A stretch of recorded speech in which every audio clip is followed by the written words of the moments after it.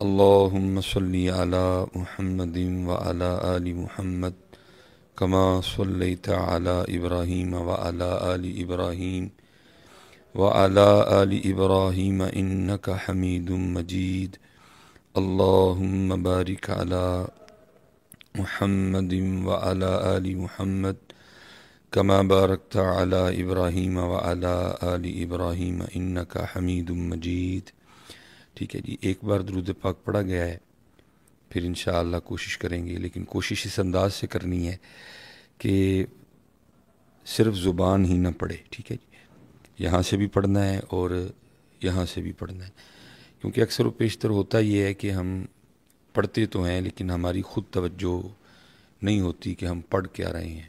ٹھیک ہے جی، صرف زبان پڑھتی ہے، خیال کہیں ہے، سوچ کہیں ہے، دل کہیں ہے.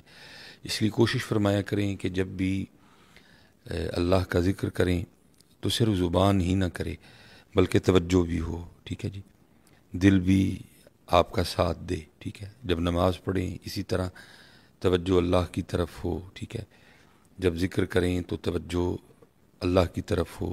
جب درود پاک پڑھیں تو صرف زبان ہی نہ پڑھے بلکہ توجہ بھی جو ہے وہ نبی کریم علیہ الصلاۃ والسلام کی طرف ہو. پھر دیکھیں تو صحیح کہ یہ ذکر، یہ نماز اور یہ درود پاک پھر اپنا اثر کیسے دکھاتے ہیں. کیونکہ اکثر و بیشتر ایسے ہوتا ہے کہ ہم پڑھتے ہیں لیکن ہماری توجہ نہیں ہوتی، تو ثواب تو چلو ہو جاتا ہے لیکن جو ہونا چاہیے تھا وہ ہوتا نہیں ہے.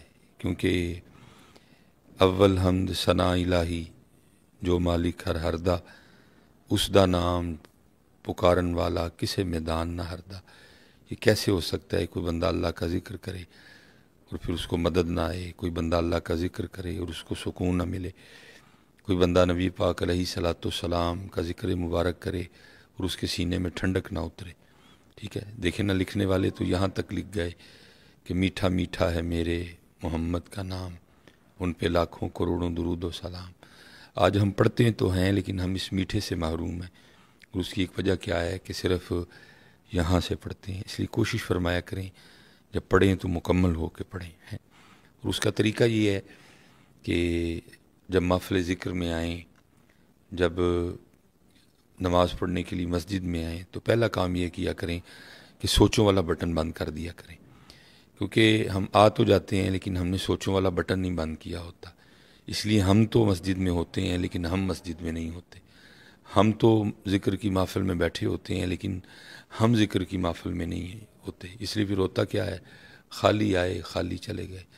باقی میرا دل تو اس بات کو ماننے کو تیار نہیں ہے کہ کوئی بندہ اللہ کے گھر آئے اور وہ واپس خالی چلا جائے، کوئی بندہ اللہ اور اللہ کے رسول کے ذکر کی محفل میں آئے اور وہ خالی چلا جائے.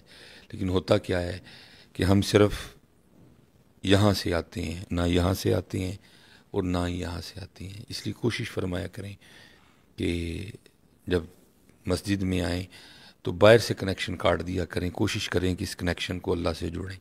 ٹھیک ہے جی، جب نبی کریم علیہ السلام کا ذکر کرنے لگیں تو کوشش فرمایا کریں کہ باہر سے کنیکشن کاٹ دیا کریں، توجہ بھی جو ہے وہ نبی کریم علیہ السلام کی پاک جناب کی طرف ہو. اور پھر دیکھیں حضرت پھر ہوتا کیا ہے. کیونکہ مسجد وہ جگہ ہے کہ این درگاہ ماں درگاہ نومیدی نیست، یہاں آنے والا کبھی کوئی خالی نہیں گیا ہے. لیکن شرط یہ ہے کہ کوئی آئے تو صحیح نا. ٹھیک ہے، اب دیکھیں نا،